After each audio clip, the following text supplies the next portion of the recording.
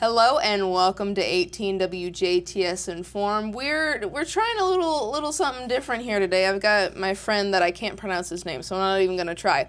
But we've got quite the setup here, and we have a brand new guest on the Inform show today. We have Kelsie Coomer, nutrition education program advisor for Purdue Extension, Dubois County. So welcome. Thank you. Thank you for having me. It took a little bit to get your setup here, Yes. and I think this is an Inform first, but we'll get into the fun stuff here in a second. But what do you do at Purdue Extension, Dubois County? So I go out through the community and teach nutrition lessons. So we talk on different topics such as actual just nutrition, physical education. We talk about food safety. That's a really big one that we do. Food resource management, food budgeting, all things that have to do with, food and exercise. Yes, a very valuable life skill that not everybody thinks about, but Yes. it's very essential.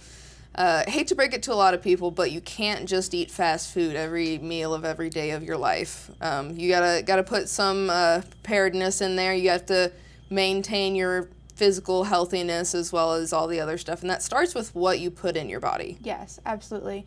And we also have, we focus on separate topics every class, and we can teach up to 10 classes for a group.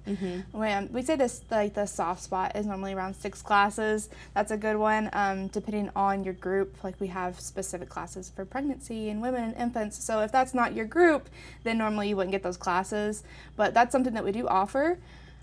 We also do have specific classes on fast food, how to navigate a healthier version of fast food, or how to, try to cook things at home more and try to just kind of navigate the different things that we have going on in our lives now. So what type of demographic or what kind of people does this nutrition education program kind of primarily market towards per se? So we are a free program, and we teach to SNAP eligible individuals.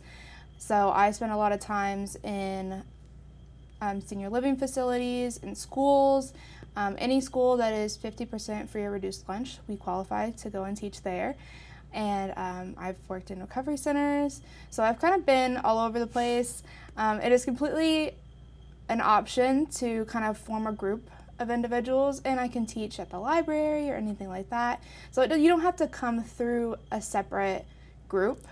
You can kind of form your own group. And we have this really cool thing now that we can teach online classes. Oh. So at least half of those classes, I do have to be involved in some sort.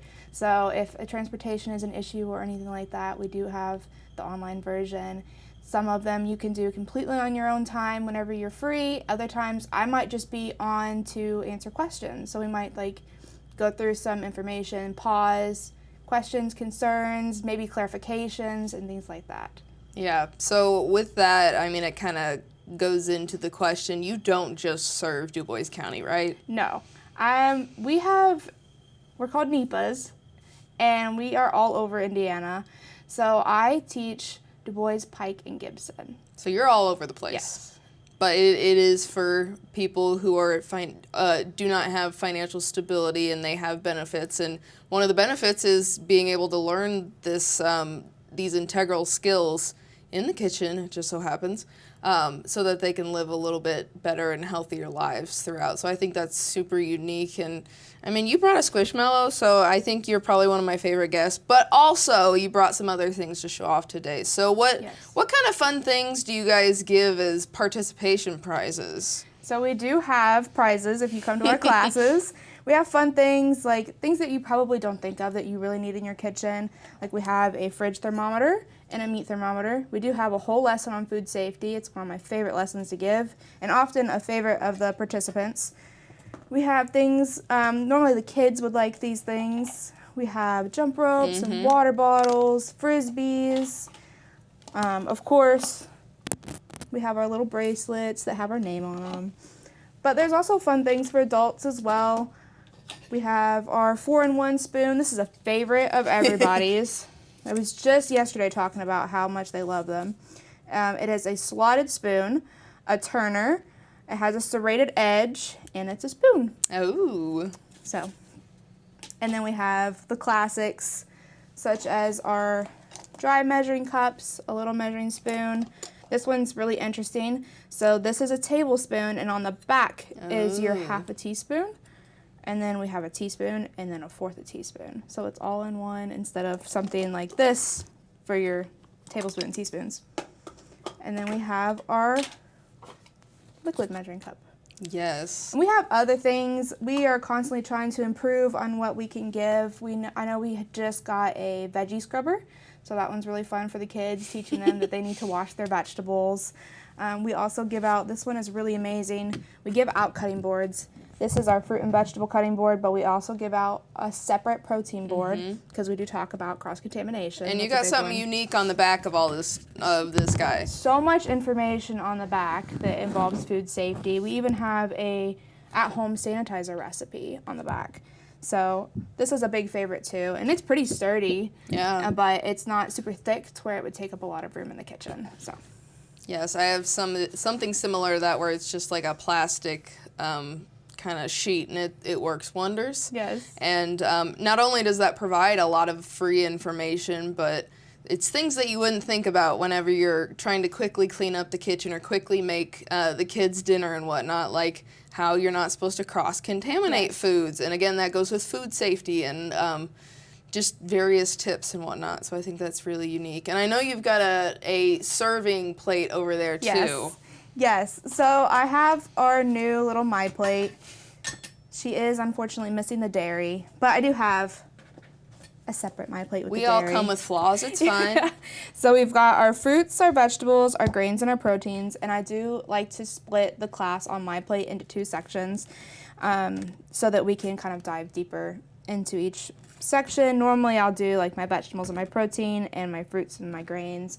So normally when we talk about breakfast, we often go over our fruits, our grains, and our dairy because I feel like those are pretty big components of our breakfast. But we do dive deep into each individual part of My Plate so that we kind of understand why each food group is important, not just that we should have it. Yeah. So. And I kind of said this at the beginning before we started recording that I think I remember seeing the food plate there, and I think I remember learning it in elementary school. However, I've forgotten that, and it's been a long time. Yeah. So even these courses are super excellent for adults because even if you forgot about them, it's a good refresh. Yes. And if it can help you in the long run, it helps you in the long run. Yes. So. And we go over food budgeting too. So yes. That's a really big one. Food resource management. So, Kelsie, I think I'll put Mr. Peanut Butter away. He doesn't, okay. It's Anthony or something like that, but we'll set him aside for now. Okay. But you brought quite the spread to possibly do a demonstration today. Yes. I think this is an in.form first of doing a food demonstration. So, what do we need to do to get to that point, or what are you going to teach us today? So this is a recipe that can be found on our website, the Eat, Gather, Go website. This is just a really simple one that I normally do for my first classes. The kids really love it. We just use, and I'm going to mark out the brand here. We just use a pudding mix, any pudding mix you would like. I normally go for vanilla. It's a safe choice. You could do pistachio, coconut, chocolate, anything you wanted. You can go for the sugar-free options. You know, there's so many different things you could do. And so we would just make that how we normally do, and we advise skim or 1% milk to use that, and then just throw in any kind of fruit that you like. It doesn't even have to be fresh fruit. You know, we always talk about you can use the option of canned or frozen. Yeah. Like, that's perfectly fine. I've done it with canned quite often, just like a mix, and everybody loves it just the same. Yes. But sometimes there's stuff in season that you really want. The strawberries and all those berries in around June, those are great options. Yes. And grapes in the fall. I think more and more times than not, at least in my experience, the grocery store will run out of like fresh produce. So I mean, just all the shelves are empty and have not been restocked. So it's not sinful if you go to a can or a frozen option, fruit or veggie wise. However, you know, it just depends on what you prefer as well. Yeah. And we also talk about if there is like a lack of transportation in the house, maybe you can't go to the grocery store as often as you would like. Those are great options because they last a lot longer. And maybe you might have storage issues. I mean, we have quite a small fridge. Yes. So we don't always have the opportunity to keep everything in the fridge like it's supposed to. So sometimes canned is a really good option, or frozen. Yeah. And there's some fruit out there that is really great canned. Like, I love canned peaches. Yeah.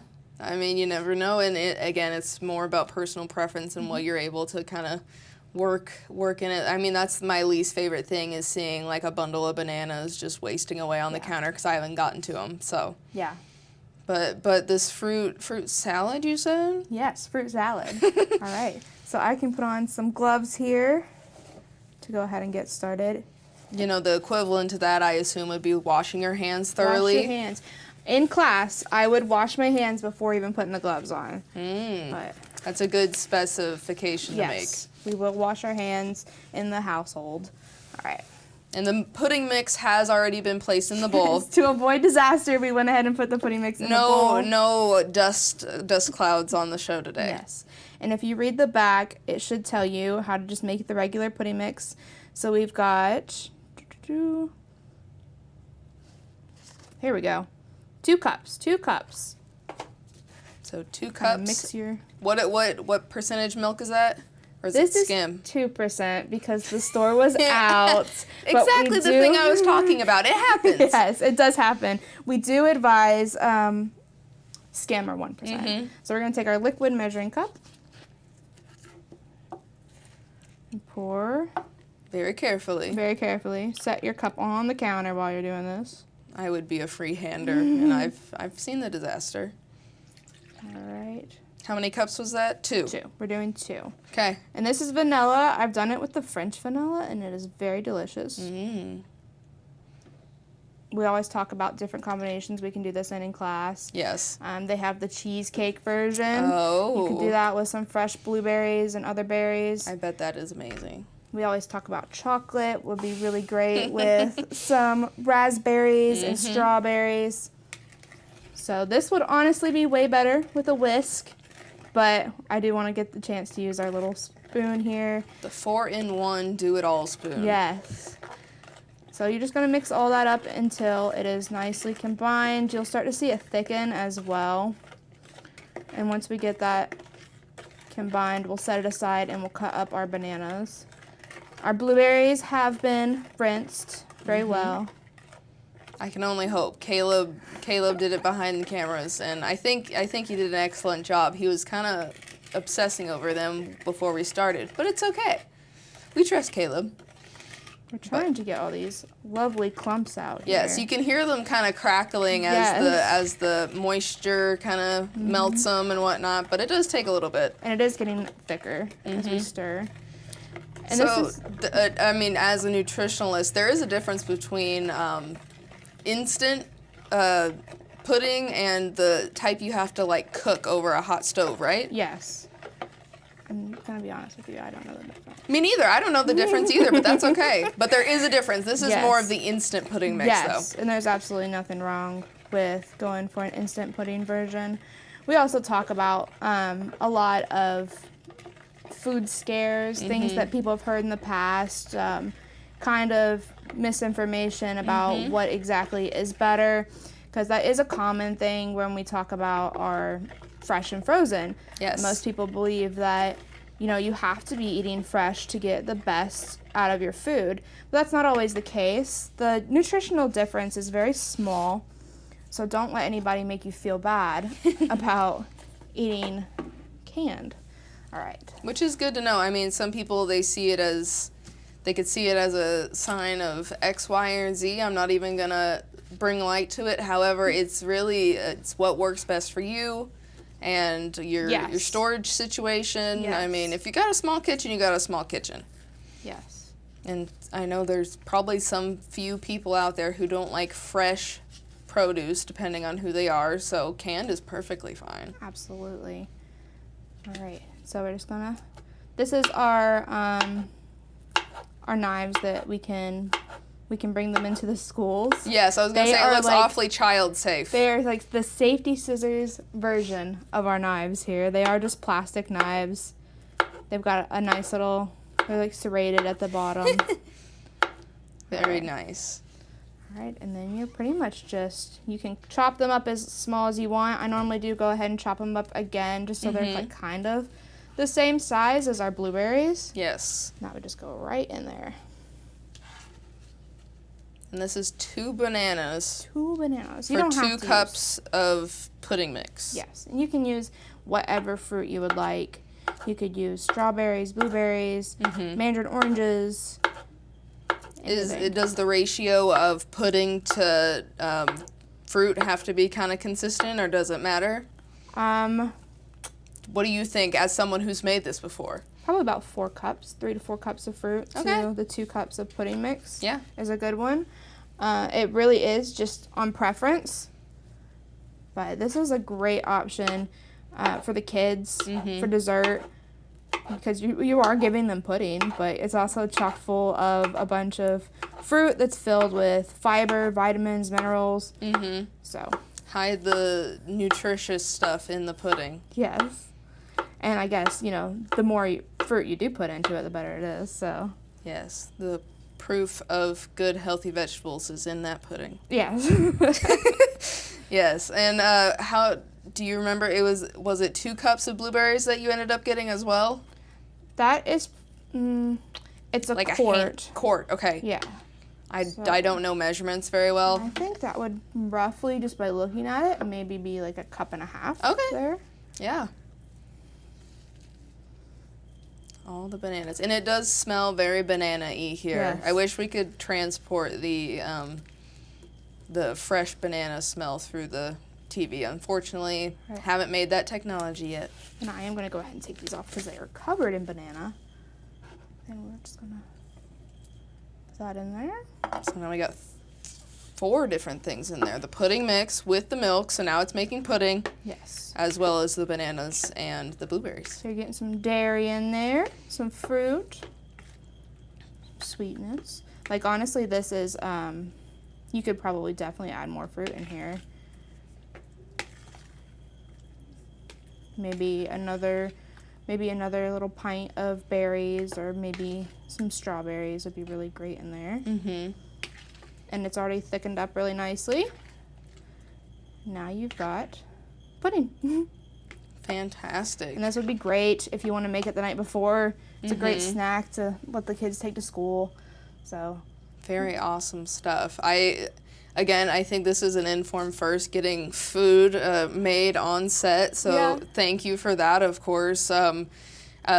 I mean, this would, again, we kind of talked about this would be a definite healthy recipe and whatnot, especially for kids who are a little more picky on various things. So if people were wanting to learn more about the nutrition education program or talk to you specifically maybe, or just to learn a little bit more without jumping in, what would you recommend for them? You can go to our website, our Eat, Gather, Go website, or you can just email me. My email is kbcoomer@purdue.edu. You can also send me a text or call. I kind of live in the middle of nowhere, so if you leave me a voicemail, I will get back to you. My phone number is 502-439-0585. Very good, very good. Well, Kelsie, is there anything you'd like to say just in general to the public about nutrition stuff or anything like that? To just, you have the floor, so I'd love to give it to you and see if there's anything we need to make sure that people know about. Eat your rainbow. Eat your rainbow. What do you mean by that?